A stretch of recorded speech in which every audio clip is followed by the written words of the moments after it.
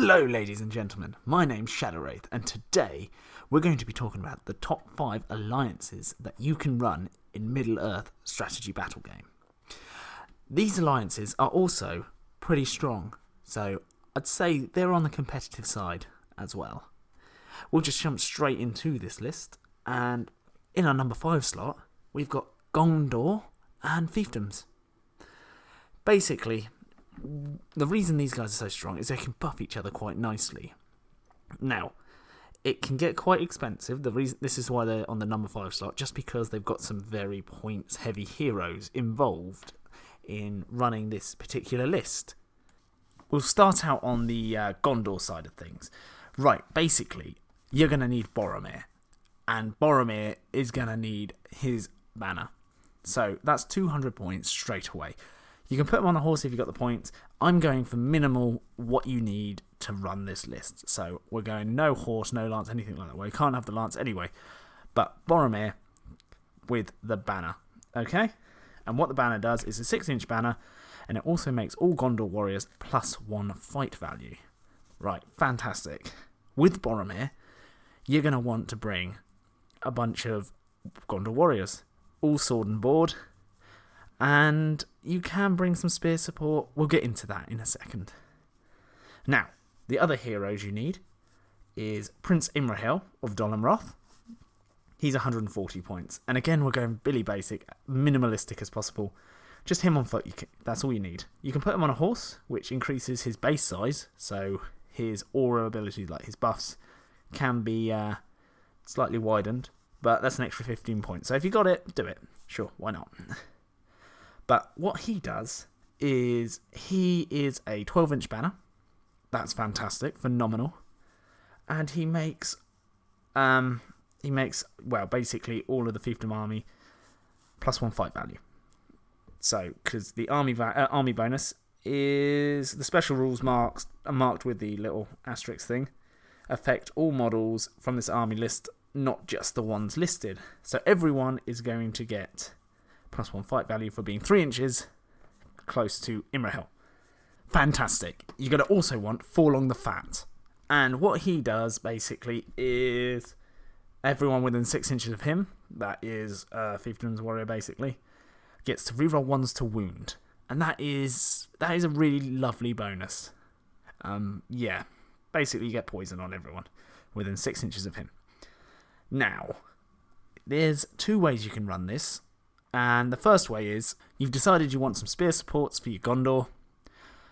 So you want to run Men-at-Arms of Dol Amroth. So they're 9 points a model at Fight 4, Strength 3, Defense 5, 1 attack, 1 wound, 1 courage.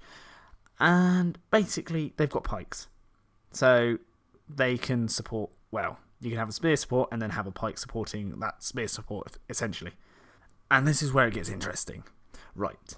So, let's say they're in range of Prince Imrahil. 3 inches of Prince Imrahil. So they're now fight 5. Then they're within 6 inches of Boromir with his banner. And they are Gondor warriors. They're now fight 6. So you essentially have a fight 6 shield wall. That is disgusting.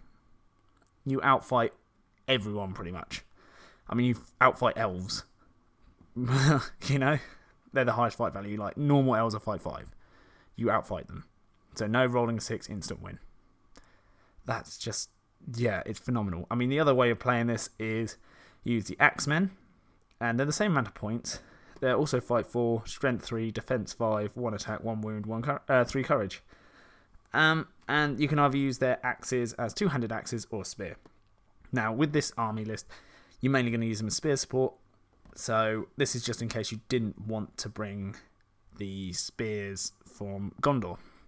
The bonus to bringing the spears from Gondor is that it's easier to keep shield wall going, having 3 models in base contact, or 2 other models in base contact with 1, you know? So, because you need, a minimum of 3 to have shield wall. So, that's the upside to that. The downside to having the pikes, though, is you can trap your own guys, because you can only make way with 1 model. The way of getting around this is you can bring Ingold into this, who is from Gondor at War, and basically his ability is Gondor warriors within 3 inches of him don't back off when they lose a fight. Instead, the enemy do. So you keep your shield wall, and it's fantastic. They can't be trapped. It's amazing. So if you bring him, go ahead, bring some pikes. What you can do is mix and match. So you can bring Ingold and the men-at-arms of Dolomroth.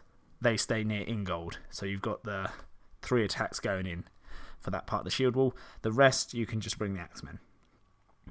Now, with that, you're also, if you're in range of Falling the Fat, you are re-rolling 1s to wound.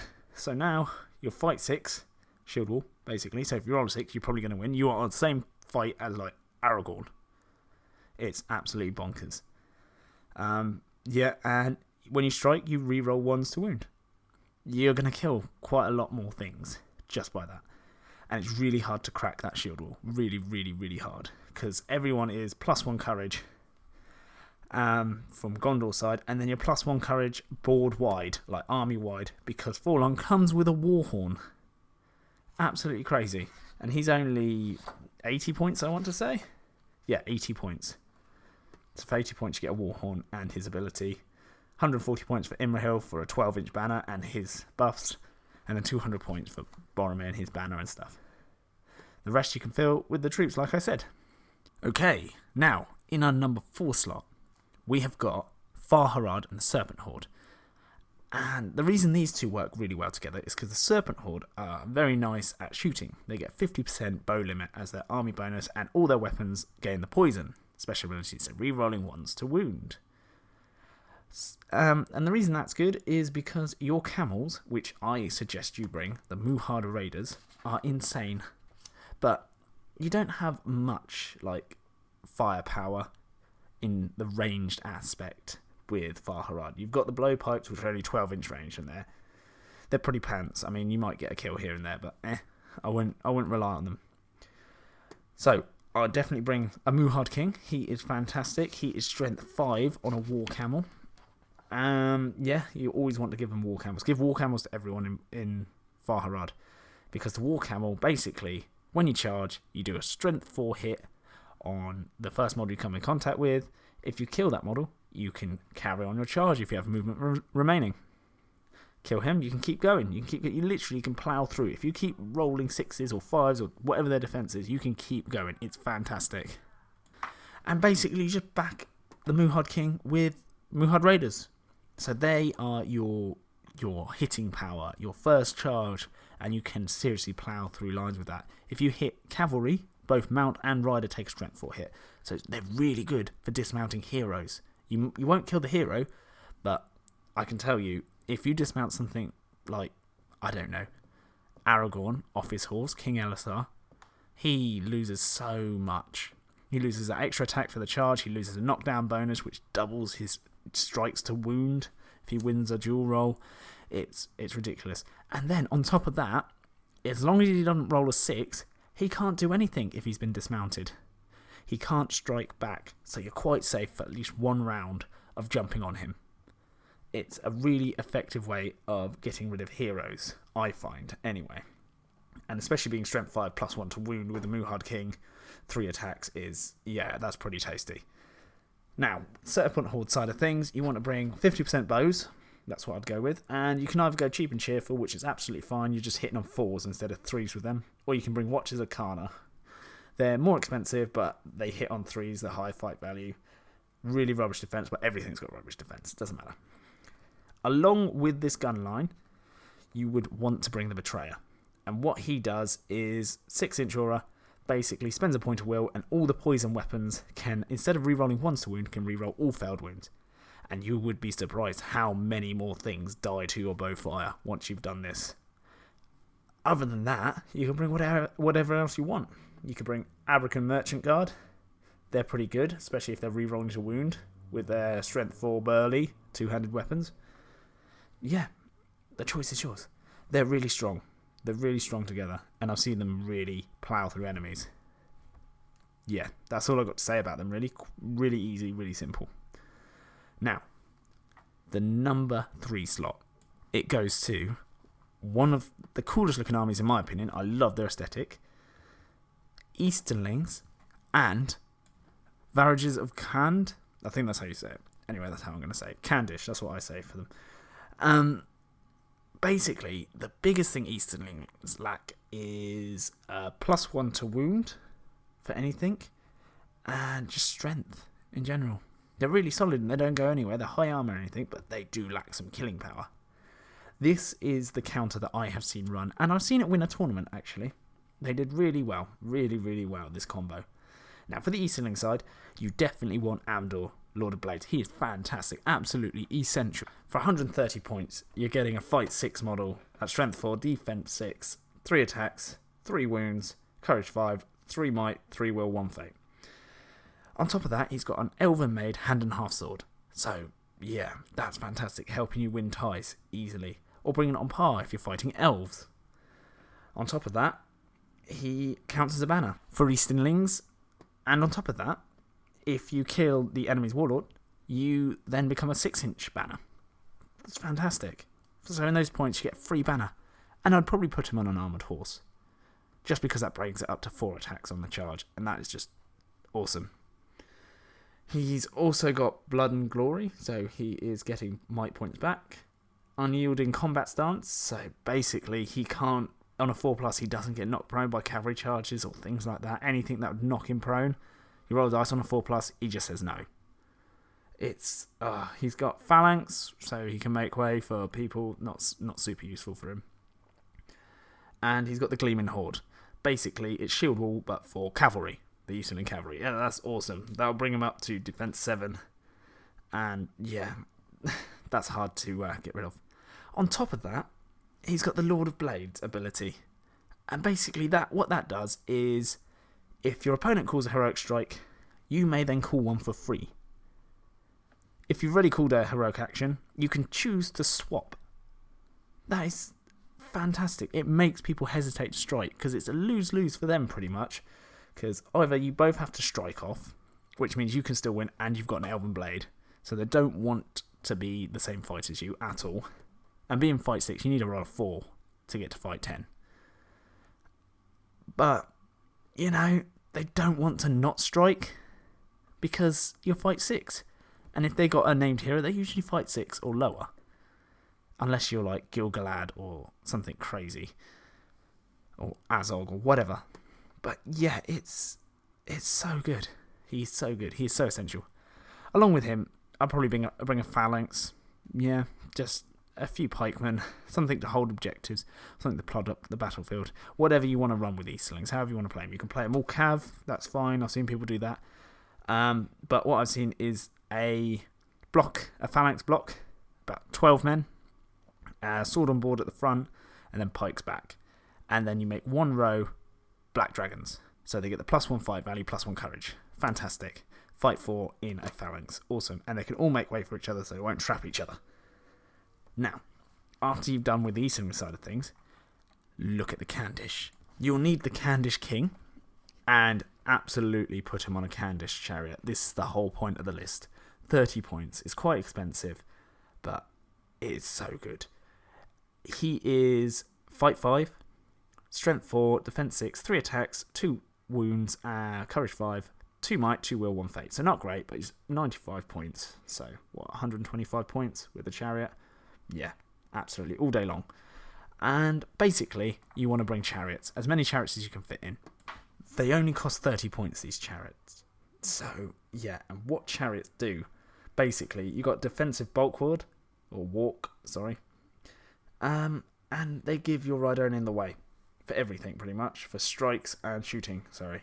And these in-the-way rolls count for strikes as well. So, like, I mean, if they're in combat with you, they have to roll a dice. On a 1 to 4, they have to strike the chariot. And the chariot's defense 7, and it's got 3 wounds. On a 5+, they can strike the rider. And that won't be so good, because you only defense 4 on him. But, that just makes him so much more survivable. It's fantastic. Additionally, the reason the chariots are amazing. Now, they've got a chariot charge ability. So basically, what this is they get monstrous charge. So you're knocking, like, cavalry. You'll get cavalry bonus against them, and you'll be knocking them prone and all that good stuff. But, I mean, they move as a chariot, so they've got 10-inch move. For every 3 inches you move, you can make a 45-degree turn. And that's also before you set off as well. And every model you come into contact with, So the first one, you roll 2 dice, and that's 2 strength 4 hits they take. And if you kill them, you keep going. If you hit cavalry, both the mount and the rider take 2 strength 4 hits. So it's like the camels, the Muhad Raiders, but better. Yeah. The only restriction is they can't really go over terrain, and they have to make their pivots rather than having free reign to move wherever they want. But this really gives you some hitting power when you charge into the enemy. And yeah, they're just fantastic, and you're knocking things. I mean, this is what I've seen win tournaments. The other option I have seen to go with Easterlings is Morgul Knights. They're really good. So yeah, that you just get the lance bonus with them instead of the impact hits. Anyway, that's them done. Now onto the number 2 slot. We've got Iron Hills and Thranduil's Halls. Now the reason this combo is so good is because you've got your stupidly high defense dwarfs with shield wall. So they're all like defense 8 and the captain's defense 9 in shield wall. And they all can have spear supports and stuff like that. But on top of that, you've got the fight value of Thranduil's Hall and their bow capability. So you can have some crazy shooting going on. Basically, the way people run this is they just bring as many dwarves as they can on foot, the basic Iron Hill warriors. I mean, you bring Dane, because Dane is amazing. And the combo that people play is not too dissimilar to the Gondor and fiefdom one. But the bonus to that is, if you bring Thranduil, which you will, you get a bunch of palace guard, you give them spears, you stick them behind the dwarves, if you can. Like, this is the ideal situation.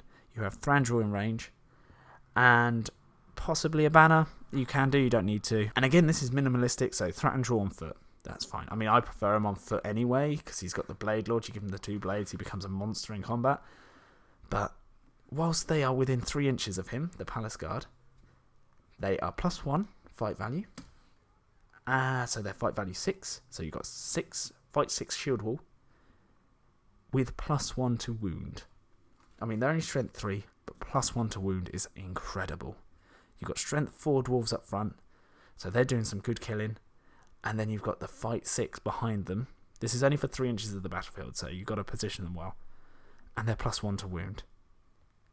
It's devastating. If you are fighting at that point of the battlefield, you are probably going to lose whatever's there. Infantry-wise, so yeah, it's such a good combo. And, I mean, Iron Hills can stand on their own. Dane can literally go and kill a bunch of stuff on his own.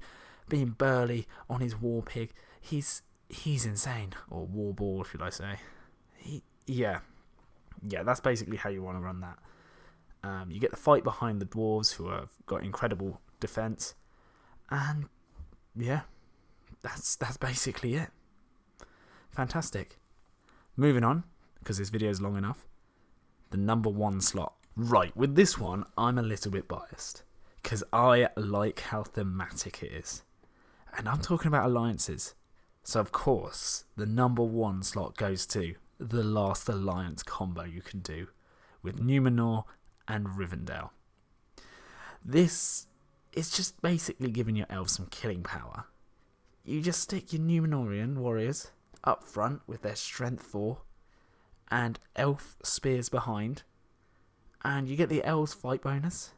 And again, you can make it a fight 6 elf. And if you want a fight bonus, you can upgrade them for 1 point. But this does mean you have to sink a bunch of points into Gil-galad, who is 170. And that's pretty scary. It's quite a lot of points to sink into one hero. But he's a beast, so not too bad. Personally, I prefer Glorfindel, but hey-ho. It depends if you want fight 6 or not. And yeah, just go to town. If you want to go super thematic, bring Elrond. He is amazing with his Wrath of Brynnian spell. Basically, it's 3 inches. Everyone takes a strength 3 hit, and they're not prone, so it's like Nature's Wrath, but better. It's just such a thematic list. And the Numenorians can kill. They're really good at killing. The only thing they suffer from is the high defense, so you can go the other way, where you stick the elves up front with their swords, and you've got your Numenorians behind with the spear, Actually, I'd suggest that because the elves have got higher defense. Yeah, when they bring a shield, they become defense 6, which is much better than the Numenorians, which are only defense 5 with a shield. So, I mean, you've got to fight 9 monster. And if you go for Numenor, I'd probably bring Isildur, because he's good enough. Fight 6, you know. Strength 5, defense 7, 3 attacks, 3 wounds, courage 6, 3 might, 2 will, 2 fate. He's solid. You can chuck him on a horse if you can be bothered to convert him. And he basically gives Numenorians resistant to magic. So that's handy. If you didn't want to bring him, and maybe you didn't bring Gil-galad, or even if you didn't, you want to go really heavy and like super killy heroes, that's fine. People do that. You can bring Elendil for 185 points. And the only difference is he's fight 7, still strength 5, he's still defense 7, 3 attacks, 3 will, 6 courage, so I think it's a high point of courage. He's got 3 might, 3 will, 1 fate. And he comes with Narsil, which is a hand and a half master forged sword. Basically that just gives you burly. On top of that, you can call a heroic combat each turn without expending might, so you can go around and kill everything if you want. It's awesome. And being strength 5 at +1 to wound is just, you'll kill whatever you want. It's really good. And he's got Unbending Resolve, which basically he has Fortified Spirit magical power cast upon it, and it's always in effect even if his will was reduced to 0, so it's pretty awesome. It's just such a thematic list. I love it. And that's why it's number 1, so don't hate me too much because I put these in number 1. But yeah, they're just cool. Really, really cool and really awesome looking army. And if you're going points heavy, just definitely stick him on a horse. I mean, conversion, sure, but just do it. He is so much more killy. Anyway, that is my list. Thank you ever so much for listening. And if you have any opinions on it, if you think I've missed something out, or if you don't quite get why I put someone there, please let me know because I'd love to hear what you think. Other than that, I hope you have an absolutely fantastic day, and I'll see you in the next video. Goodbye.